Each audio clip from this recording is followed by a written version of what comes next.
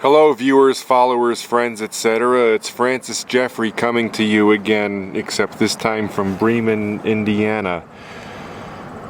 I'm out here to do a demonstration of how to do those black and white long exposures that people sometimes do to have interesting textured blurry clouds in the photo.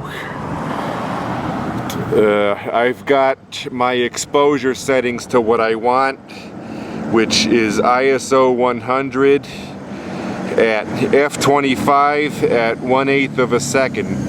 I chose such an f-stop even though there's going to be lots of diffraction in the image, because the main point of doing this is to get the clouds to create an interesting blur.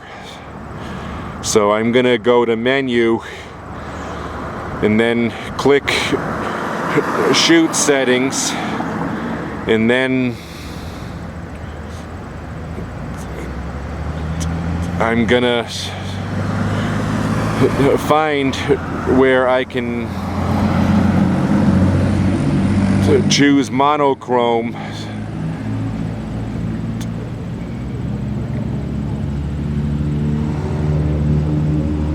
There we go.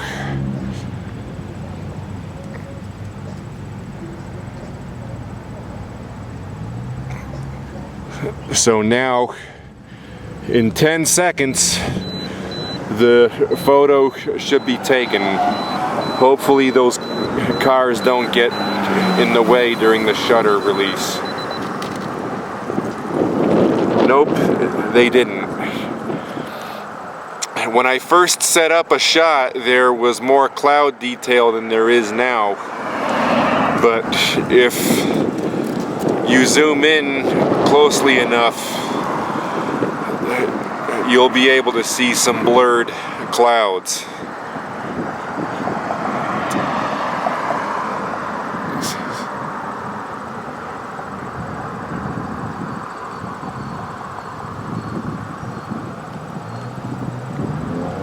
I'm going to quickly take another one because this cloud texture sort of came back.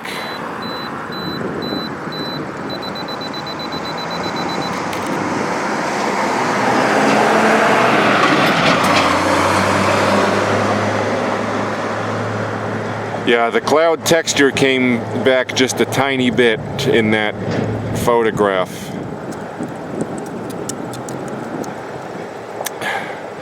Now, I'm not a big fan of such photography, but it is a popular genre, so I figured I might as well explain how to do it. And I'm not a big fan of this kind of photography because generally photography should be the art of visually explaining how something looks in your opinion. And of course the truth is that we actually see with our brains and not our eyes. What happens is our eyes take photos that get sent to the brain, and then our brain interprets it. So the truth is that we all see things differently because we all have different opinions on how things look, and that is based on how our brains perceive it as looking. So the art of photography should be used to visually communicate how things actually look according to our opinions. And in my fact, not opinion, long exposures actually change how things look when you're intentionally getting the imagery to be more blurred than it should be. And additionally, when you add the black and white elements to things, that takes all the color out of it, which takes out another perspective of how things look.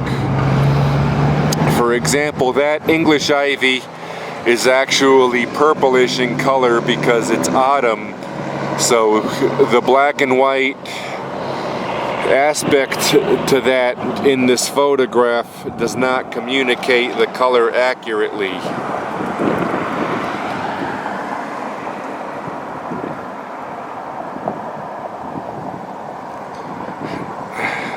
See, you can barely see it in this photo, but once I have it edited and put on Photoshop, etc., you'll see what I mean. I'll see you all in the next video. Bye bye.